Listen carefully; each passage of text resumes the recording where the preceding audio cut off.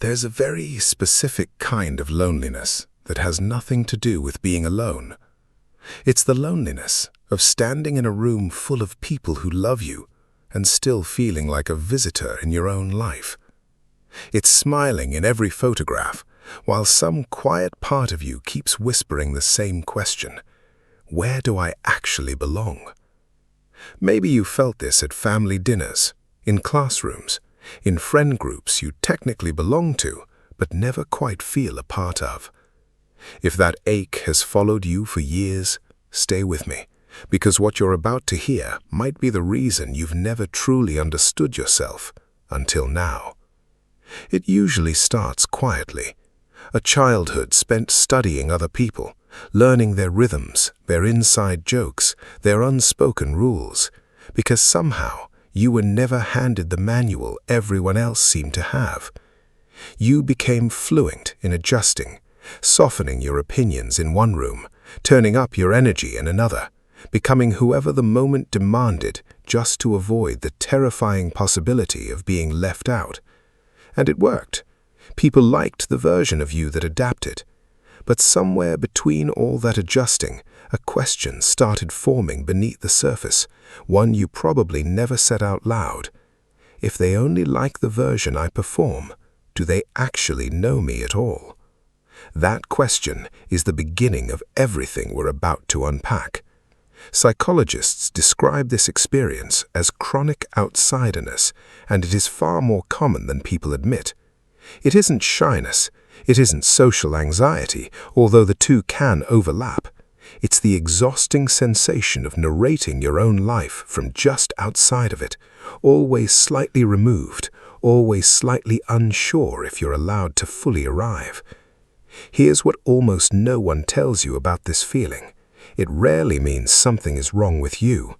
More often, it means your mind developed early, reading rooms, sensing tension, adjusting before conflict could happen. That instinct protected you once. A younger version of you needed it to feel safe. The problem was never that you learned to adapt.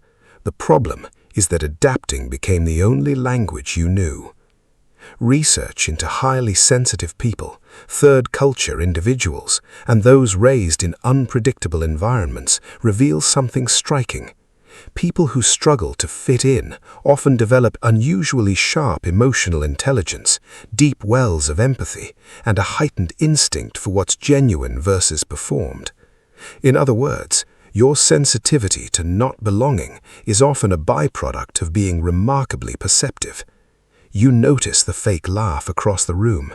You feel the shift in someone's tone before they've said a word.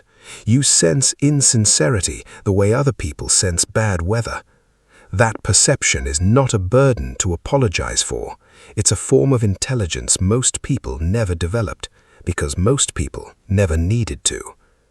There is a crucial difference between fitting in and belonging, and almost nobody teaches it to us early enough. Fitting in asks you to shrink yourself until you match the room. Belonging asks the room to expand until it can hold the real you. Fitting in is conditional. Belonging is unconditional. Most people who feel like lifelong outsiders have spent years mastering the first one, fitting in everywhere, while quietly starving for the second. You can walk into 100 rooms and still feel homeless in every one of them if none of those rooms were built to hold who you actually are. So, how do you build real belonging starting today? First, stop auditioning for spaces that require you to disappear. If a relationship, a friend group, or a job only works when you're smaller than yourself, it was never truly belonging. It was tolerance with conditions.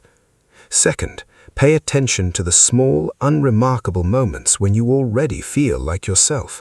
A conversation that didn't need translating, a silence that wasn't uncomfortable. Those moments are evidence, proof that belonging is possible for you, not a myth reserved for other people. Third, understand that belonging begins internally before it ever shows up externally. The way you treat yourself when no one's watching becomes the standard you'll unconsciously accept from everyone else. Belonging isn't found, it's built, one honest moment at a time. You are not broken for feeling different. You are not too sensitive, too quiet, too complicated, or too much to be fully loved. You were simply searching for belonging in rooms that were never designed to hold who you are, and that was never your failure to fix.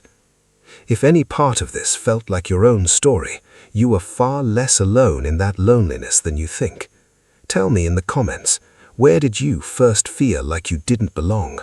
And if this reached something in you, subscribe, because next week we go even deeper into healing that story, one honest step at a time.